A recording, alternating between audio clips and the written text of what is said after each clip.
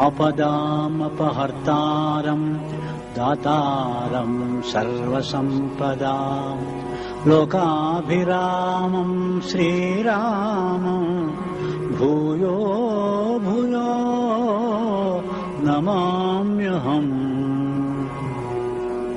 हनुमान् अंजनासूनुः वायुपुत्रो महाबलः